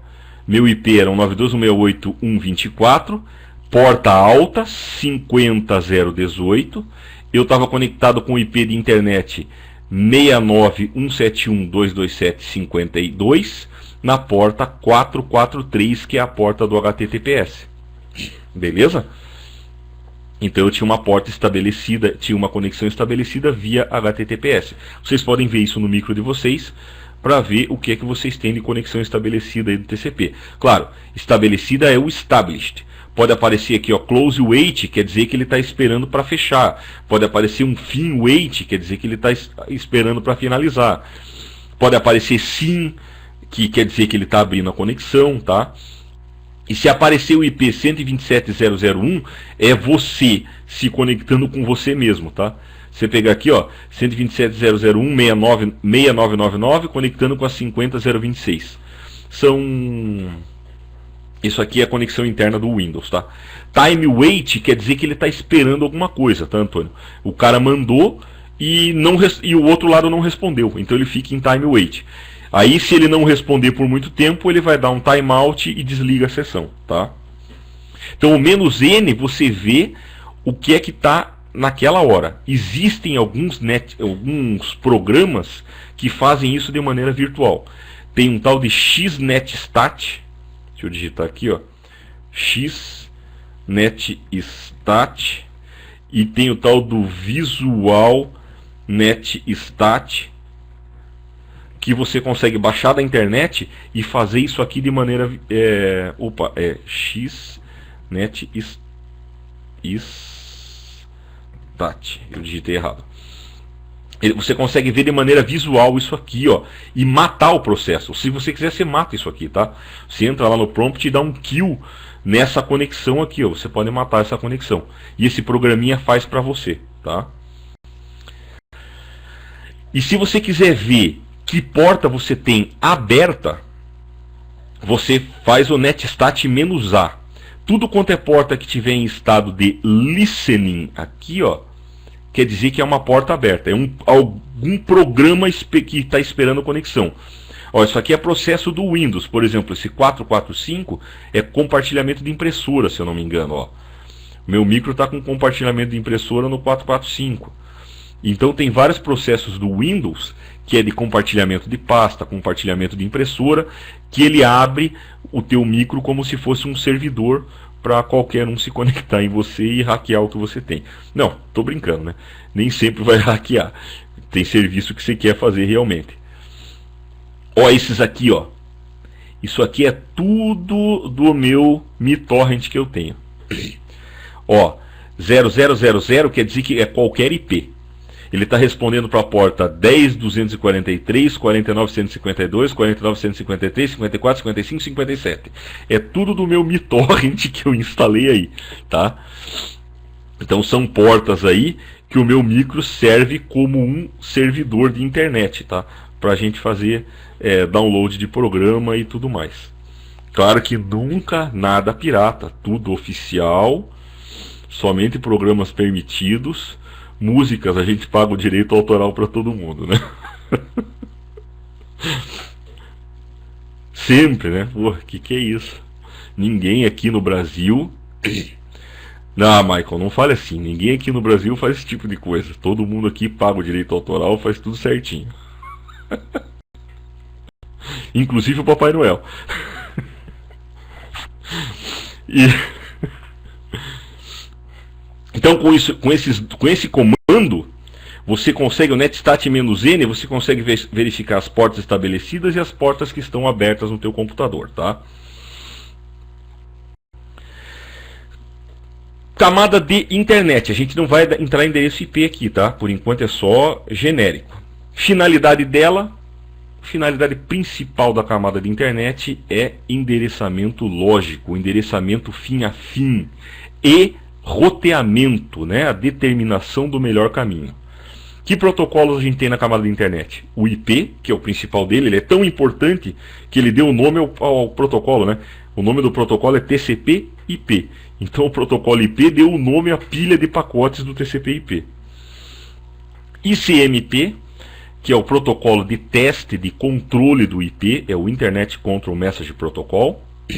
ARP, que é o Address Resolution Protocol. Isso, o ping está dentro do ICMP. O ARP é muito importante dentro do protocolo IP, tá? Ele resolve nome de camada 3 para nome de camada 2. Ele resolve IP para MAC. Vamos lá. Então o IP, ele é o protocolo que faz o esquema de endereçamento, né? Ele é não confiável, ele é igual ao UDP, ele é best effort, tá? Ele não tem controle, não tem esse tipo de coisa. Ele manda para frente e não quer nem saber se o outro lado chegou ou não. Então, o que a gente tem aqui dentro da camada de internet, né? Que a gente falou. O IP, que oferece a parte de endereçamento lógico e roteamento. Os protocolos de roteamento vão ler os endereços IPs para determinar o melhor caminho, tá? ICMP, que oferece recurso de controle das mensagens, ele que informa se a mensagem chegou, se a mensagem não chegou, tem os testes, né, de ping, trace, está tudo dentro do ICMP. O ARP determina o endereço da camada de enlace a partir de um IP conhecido, utilizando o broadcast. E o HARP é o contrário, determina um IP quando você tem um MAC conhecido. Mas o HARP hoje em dia nas redes modernas, aí na rede Windows e tal, quase não é utilizado o HARP, tá? Falando sobre ARP, existem duas situações que a gente usa o ARP. Você tem uma rede onde tem dois micros querendo se comunicar na mesma LAN. Então, ó, tá aqui o switchzinho, eu tenho uma mesma LAN, tá todo mundo na mesma LAN, mesmo endereçamento IP. E eu tenho uma situação onde um micro de uma LAN quer falar com um cara que tá numa LAN que tá lá na casa do caramba, tá? Então veja aqui, ó, aqui tá a LAN dele, ó, tá aqui o micrinho, o roteador, e ele quer se comunicar com um servidor que tá lá na internet, tá? Longe da LAN dele. Então, nesse primeiro caso, o que o ARP faz? Quando você tem os dois micros na mesma LAN, você quer mandar um ping do 192, você está aqui ó, no 192.168.100.3, beleza? E você quer mandar um ping para o 192.168.100.2. Você não consegue mandar esse ping sem saber qual é o MAC do cara. Então a primeira coisa que o cara faz antes de fazer o ping é fazer um ARP. Então o ARP, esse micrinho aqui, ó, o 100, opa, eu aqui acabei cobrindo o IP do cara ali, né? O 103 aqui, ó, ele vai mandar um ARP perguntando qual é o MAC do 102.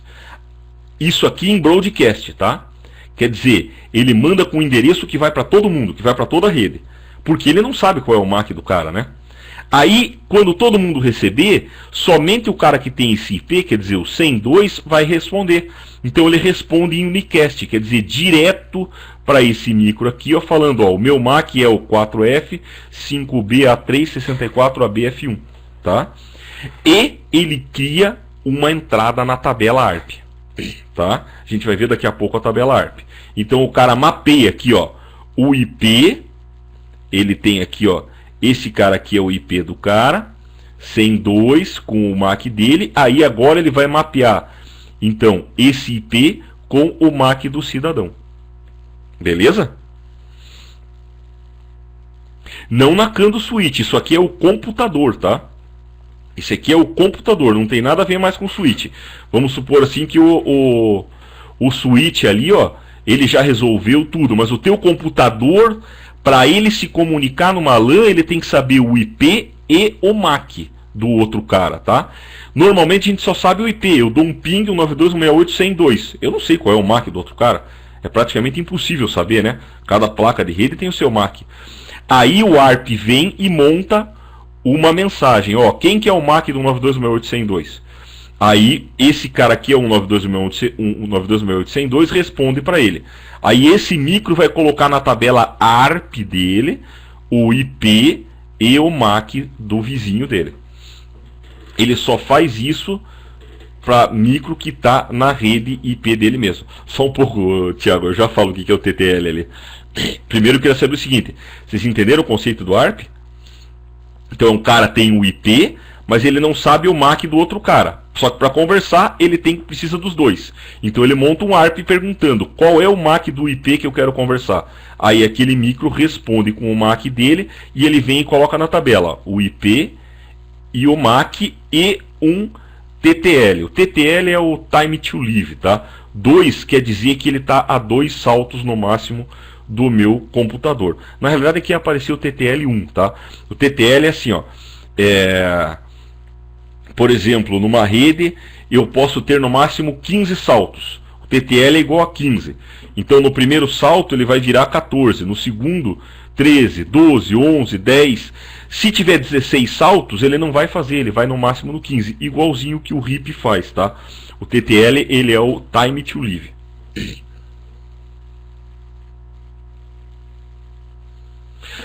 Não é uma redundância, tá, Orlando? Não é uma redundância. São dois processos diferentes. Porque o switch, o que o switch quer? O switch quer aprender que MAC de origem está ligado a determinada porta, tá? Para poder encaminhar entre as portas. Agora o micro é diferente. O micro quer saber o seguinte: qual é o MAC que determinado IP tem? O switch não quer saber de IP. O switch só quer saber MAC com porta. O micro não. O micro ele tem que montar um pacote IP. No pacote dele, IP aqui, ó, ele tem assim, ó, IP de origem e IP de destino, né? Isso aqui. Só que para mandar na LAN, ele tem que também ter o MAC de origem e o MAC de destino. Então aqui, ó, nessa parte aqui, ó, do quadro Ethernet, ele precisa dos MACs de origem e destino, tá? Se ele não tiver o MAC de origem, ele não consegue mandar. Então ele tem que ter qual é o MAC de origem dele, ele sabe. O IP de destino ele sabe. Normalmente o MAC de destino ele não sabe. Então ele usa o ARP para descobrir isso. Justamente, o PC ele liga IP com MAC. No switch é a porta do switch com o MAC.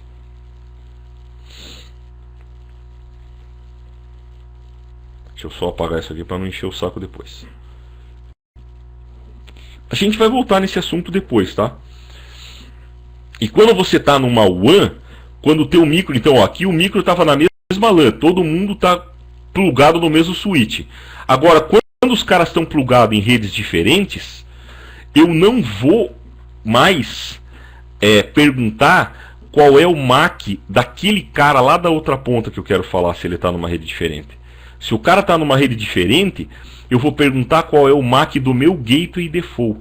Toda vez que você está numa rede, normalmente o cliente ele tem o IP dele, a máscara dele, e um IP que é chamado default gateway. O default gateway é o cara que tem a saída para a internet, tá? Então, no caso de um micro estar numa rede diferente da dele, ele vai fazer um ARP perguntando qual é o MAC do roteador dele. E ele vai colocar na tabela dele o IP do roteador e o MAC do roteador. Nunca um micro coloca um IP de uma rede diferente na tabela ARP dele, tá? Nunca. Ele sempre vai colocar IP e MACs da mesma rede, beleza? Aqui embaixo tem um quadrinho, ó. Tem um quadro montado aqui, tá? Você veja aqui, ó, como é que é o quadro. Ele precisa do MAC de origem, MAC de destino, IP de origem e IP de destino. Vê quando o cara está numa rede diferente, ele coloca o MAC de origem, o dele. O de destino vai ser o MAC do roteador dele, ó. O MAC do roteador dele. A IP de origem é o IP dele e o IP de destino é o IP do micro remoto. Por quê? Porque o roteador vai servir de intermediário para ele, tá? Então, na realidade, quando você está falando com uma rede WAN, o teu roteador ele vai servir de intermediário. Então, o teu micro pensa que está mandando pacote para aquele cara, mas na realidade ele está mandando pacote para o roteador e o roteador encaminhando pela tua internet. É mais ou menos isso aí que eu quis falar, tá? Então, quando você está na mesma rede, o teu micro se comunica direto com o outro. Quando você está na internet ou numa rede diferente, o teu roteador serve como encaminhador. Então o teu micro manda para o roteador e o roteador manda para o WAN para chegar até aquele cara. Por isso que, ao invés de ter o MAC daquele cara lá da ponta, você vai ter o MAC do roteador aqui, ó, tá? Beleza? Todo mundo entendeu isso aí?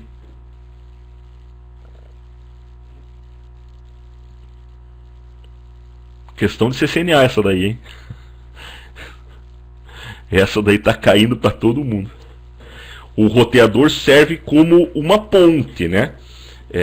Ele serve como um cara que vai encaminhar os pacotes. Essa é a função do roteador, né? É ele que, quando você não sabe para onde mandar, você encaminha para o roteador e o roteador vai ter uma saída para algum outro lugar.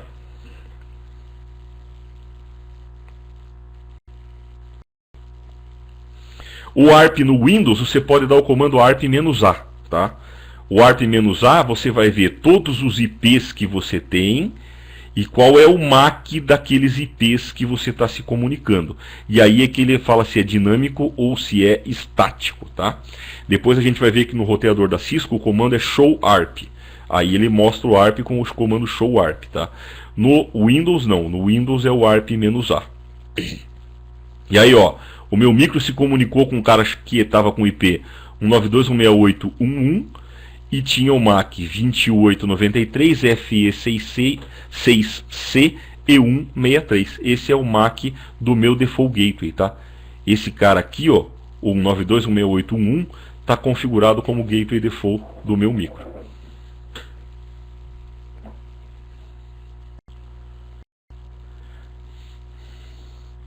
O ICMP. O ICMP é o cara que faz teste, ó. Então, o que a gente pode monitorar e fazer teste, né? Então, veja primeiro, ele é um protocolo integrante do IP definido no SRFC 792. Não precisa decorar isso aqui, tá? Não precisa decorar essa coisa arada. Opa!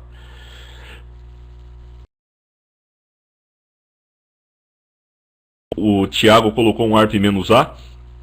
Provavelmente esse aqui é o teu default gateway, Thiago. O 172.21.2.1.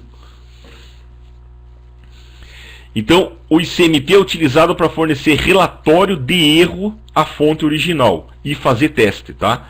Então, que relatório de erro ele faz? Em que situação ele relata erro? Quando um pacote não consegue chegar ao destino, que esse daí é o tempo de vida expirado lá, né? Quando um gateway não consegue retransmitir um pacote com a frequência adequada, que é o gateway congestionado. Quando o roteador encaminha uma rota melhor, o ICMP redirect. Quando uma rede que você está tentando acessar está indisponível, que é o unreachable, tá? E as duas coisas que a gente mais usa do ICMP são o ping e o traceroute ou tracert, tá? O ping, ele é o ping no Windows, no Linux e no roteador da Cisco, tá? Você der um ping 192.168.1.1, funciona no roteador da Cisco, que nem no computador. O que é o ping? O ping é um protocolozinho. Quando você faz o ping, você manda um echo request para uma máquina, tá? Um echo request para uma máquina. Quando aquela máquina recebe o echo request, ele tem que responder com echo reply. Então o ping, ele é o echo request, você manda e o outro cara devolve o echo reply. Isso aí, ICMP1 e ICMP8, tá? Se você mandar o echo request e o outro cara não responder nada, você tem um tempo de vida expirado, quer dizer que não chegou até lá. Tá? Agora, se chegar a um destino inalcançável, quer dizer que você nem sabe se chegou ou não. Quer dizer que aquela rede que você estava tentando alcançar, ela não estava disponível naquela hora. Beleza? Ping está na camada 3, então a gente está testando o protocolo IP. Tem que lembrar disso. O traceroute ou tracert, traceroute é o comando do roteador da Cisco, do Linux e do Unix. E o tracert é o comando do Windows, tá? Ele testa o caminho ponto a ponto, por onde o pacote está passando. Ele utiliza o TTL, Time to Live, para testar o pacote. O Time to Live é assim, ó. Você manda... Como é que funciona o trace, né? Você vai mandando pacotes para determinado IP com um Time to Live pequeno. Então você manda com Time to Live igual a 1. O cara vai chegar naquele roteador, opa, é só um, morreu aqui. Aquele roteador vai responder para você, olha, daqui não passa mais. Quando você receber que aquele pacote morreu, você sabe qual é o IP que está te falando. Aí você manda com Time to Live igual a 2. Vai até o segundo roteador, vai morrer o pacote e vai mandar para você. E assim vai, justamente. Você vai vendo a quantidade de saltos que você pode dar. Ó. Se eu tenho aqui, ó, 1, 2, 3, 4 roteadores, por exemplo, aqui, ó. Nessa rede, 1, 2, 3, 4, tá? Quando eu fizer um trace, ele vai mandar com Time to Live igual a 1. Vai bater aqui, morreu, esse roteador responde, olha, morreu o teu pacote. E através disso você pegou o IP dele. Então o primeiro salto é o IP desse router. Aí você manda igual a 2. Vai vir por aqui, vai chegar aqui. Aí esse roteador responde, ó, morreu aqui, ó. Você sabe que com 2 saltos tem esse roteador. Aí você vai mandar com 3 saltos, Time to Live igual a 3. 1, 2, 3. Vamos supor que chegou até o teu IP. Esse cara vai falar que morreu aqui, ó. Como o IP que você estava querendo é igual ao desse cara, você sabe que chegou até lá. O máximo desse teste é o máximo que o teu sistema operacional coloca, tá? Da Cisco, por exemplo, ele deixa até 255. Aí do Linux, se eu não me engano, são 64 ou 128. Mais tarde, quando a gente chegar no capítulo 10, eu passo para vocês, tá? Mas isso depende do sistema operacional que você está trabalhando. Cada sistema operacional tem um time to live máximo aí, tá? Então, ambos são ferramentas de teste da camada 3, beleza? O ping testa fim a fim e o trace testa ponto a ponto. Então tem que saber essa diferença. Ah, eu queria fazer um teste fim a fim para ver se meus dois hosts estão se comunicando. É o ping. Ah, eu queria fazer um teste ponto a ponto para saber por que caminho o meu host está chegando até o outro host. Aí é o trace route ou trace search.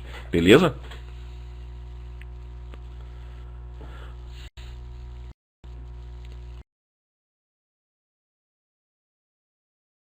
Aqui eu tenho uma tela de um teste de um ping e do teste de um trace, tá? Então eu tenho aqui, ó, ping 192.168.1, o cara dando tudo, voltando aqui, ó, com um tempo de 2 milissegundos, TTL, ó, aqui, ó, TTL 255. Então quer dizer o que? Ele teve 0% de perda. Então esse cara foi um ping bem sucedido. Se tiver aqui, ó, 100% de perda, quer dizer que teve um problema de camada 3 e nem teve comunicação, né? No trace, ele vai mostrando todos os saltos. Ó, eu dei um trace para www.cisco.com. O DNS resolveu para o IP 2357.128.170. Tá? Aí eu comecei a fazer o trace. Ó. Mandei TTL igual a 1, chegou um 92.168.1, que é o meu default gateway, né? Aí depois, TTL igual a 2, ó, foi pro router rlogin.net, que é um 92.168.10.1. Aí TTL igual a 3 foi para o GVT10 B8CTA GVT.net.br, que é o 201.47.21. E assim vai, até chegar, foram 7 saltos, né? Foram 7 saltos, que chegou no A23.57.128 deploy, Akamai blá blá blá, que é o 23.57.128.170, que foi o que eu pedi aqui, ó. Ele levou 1, 2, 3, 4, 5, 6 e 7 saltos. E eu consegui ver qual era o IP de todos os roteadores que ele passou, né? Ó, ele saiu do meu roteador, foi para a rede da GVT, de novo na rede da GVT, rede da GVT, rede da GVT, até chegar nessa rede da tal da Akamai Technologies e chegar no meu destino lá, onde eu queria, né? Beleza? Aí tem que lembrar dos nomes, né? 3CRT para o Windows e para o Linux e para o roteador da Cisco é trace route. A gente normalmente vai digitar trace só, tá? Só que você tem que lembrar que o roteador da Cisco, ele reconhece pedaço de palavra. Então você chega no roteador da Cisco, ele reconhece pedaços de palavra. Se eu tiver um comando trace route, por exemplo, mas se eu digitar trace e não existir nada que seja ambíguo, ele completa para trace route sozinho. Só que na hora da prova, o comando certo é trace route, tá? A gente vai ver no capítulo 6 aí que tem algumas coisas que a gente vai ter que acostumar. O Michael falou que são poucos saltos para chegar nos Estados Unidos. Também concordo. Para chegar lá foram poucos saltos, né? Provavelmente a rede da GVT tinha uma conexão direta com essa rede, onde o servidor virtualizado aí da Cisco está plugado, né? Camada de acesso à rede é a última camada, né? Para a gente finalizar, é a camada onde efetivamente o IP vai sair para pegar um link físico da rede, né? Esse cara aqui, ó, é a minha saída para o link físico, né? Inclui tecnologias de LAN e WAN, tá? E as funções incluem mapeamento de endereço IP para endereçamento físico e o encapsulamento do pacote IP dentro dos quadros, tá? Então eu tenho tecnologias de LAN como Ethernet, Fast Ethernet, Gigabit Ethernet, e tecnologias de WAN como ATM, Frame Relay, PPP. Então são protocolos tanto de LAN quanto de WAN que a gente tem aqui no acesso à rede. Ele mistura a camada física e a camada de enlace do modelo OSI, tá? Então olha só, se a gente pegar aqui, ó, quando eu quero enviar uma informação, então eu tenho aqui em cima o meu aplicativo. Aqui em cima eu tenho o meu aplicativo, né? Esse aplicativo, ele vai pegar alguma aplicação. Por exemplo, ele vai pegar o HTTP. Então ele vai pegar aqui o HTTP. O HTTP, ele é TCP. Então ele vai pegar o caminho do TCP. Esse cara vai ser mapeado dentro de um protocolo IP e vai pegar, por exemplo, eu estou saindo numa rede Ethernet. Vai pegar uma rede Ethernet para ir para o outro cara, via, por exemplo, Ethernet, manda para o IP, manda para o TCP, manda para o serviço de HTTP e aqui chegou no aplicação, que é o servidor, né? Vou colocar aqui, ó, aplicação no teu servidor.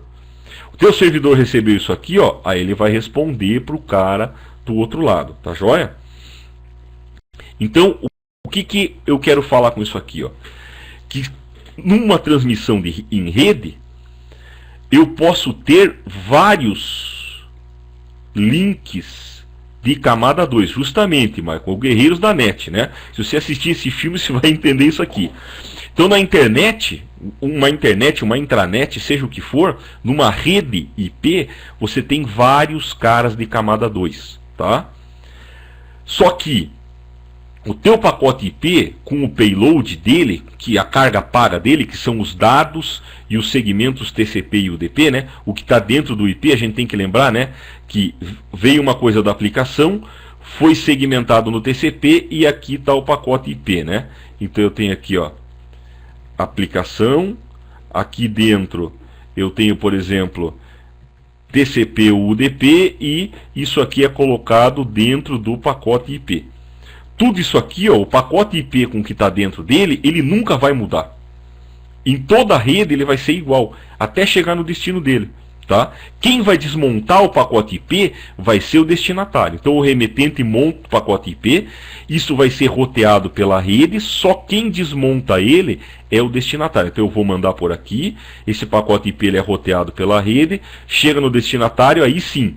Aí ele arranca fora o IP, arranca fora o TCP e manda o que o aplicativo queria mandar para a aplicação. E esse link físico aqui, ó, pode ser qualquer coisa, porque a camada 2 ela é montada e desmontada durante a rede, tá? Então, durante a transmissão da rede, a camada 2 vai desmontando e montando de acordo com a tecnologia que você tem. Então, ó, apenas o endereço de destino é lido nos roteadores e encaminhado o pacote inteiro para o outro cara. Só que, na camada de acesso, na camada 2, os quadros são montados e desmontados conforme a tecnologia. É por isso que o IP é tão resistente, é por isso que ele resiste a qualquer coisa. Que eu posso ligar aqui, ó, uma saída Ethernet, aí aqui eu posso ter uma saída PPP para WAN, pegar uma rede Frame Relay, pegar uma rede MPLS, pegar uma outra rede Ethernet, pegar qualquer coisa que você tiver. Se tiver sinal de fumaça, numa velocidade suficiente, né, que você consiga transmitir o teu IP, se você tiver uma saída aqui, ó, de sinal de fumaça como camada 2, o cara pode pegar o sinal de fumaça e transmitir a informação dele, tá? E por quê? Porque a camada IP aqui, ó, para cima, ele nunca vai ser alterado. Então, esse cara montou, o que esse cara montou, só o destinatário dele desmonta. E como é que esse pacote trafega através da rede? Ele sempre sai assim, né? Monta aqui um pacote Ethernet. Chegou aqui, ó, nesse roteador aqui, ó, ele desmonta isso aqui, ó, ele tira o Ethernet, lê o IP de destino e roteia.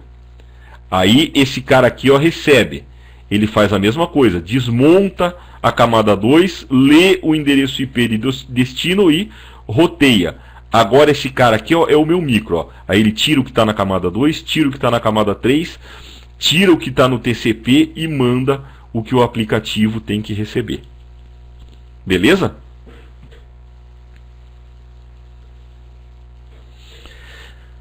Se vocês verem o filme Guerreiros da Net, ele explica bem, tem uma maneira visual para você ver, porque o cara desmonta, né? Ele lê o endereço, ele arranca fora, tira e joga para a aplicação os dados, né?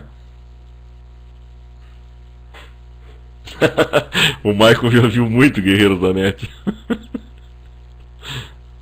Pessoal, por que é importante esses conceitos aqui, tá? Que são os conceitos teóricos do TCP/IP? que na hora de você fazer troubleshooting, é importante você saber como é que o teu pacote trafega na rede, né? Se você não souber como é que o teu pacote trafega na rede, como é que você pode saber onde é que ele está parando? E o que está acontecendo com ele, né? Então, na hora de você fazer uma resolução de problema, de você fazer um troubleshooting, é importante você saber desenhar por onde o teu pacotinho está indo na rede, para você saber onde ele pode estar parando, onde pode estar havendo um engargalamento, que está tendo, por exemplo, uma baixa na velocidade e assim mais.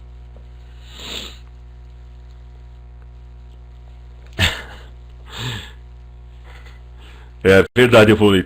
Tem um tempo para ler ainda. Ó, essa última, que é o resumo da operação, eu vou deixar para o final do capítulo 5, tá? Depois aí eu vou deixar para o final do capítulo 5, depois que a gente tiver visto o IP e tudo, eu volto aqui, ó, sobre como uma rede conversa de verdade no TCP/IP, né? Resumidamente aqui, o cara está falando, ó, um cliente quer acessar um serviço, ele faz um ARP para achar o MAC, faz uma requisição DNS para achar a página, handshake triplo e assim vai, tá? Isso está no final do capítulo 5. Então eu vou fazer com vocês no final, depois que a gente tiver visto IP e tudo mais.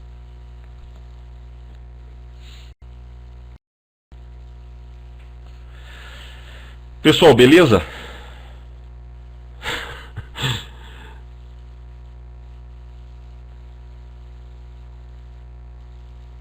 Justamente, a gente deixa uns dias aí para revisão, que é para vocês poderem dar uma olhada, né? É por isso que eu mandei o cronograma, é importante que a gente deixa dar uma olhadinha.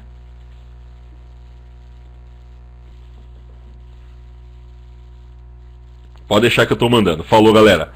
Eu vou encerrar a aula, tá ok?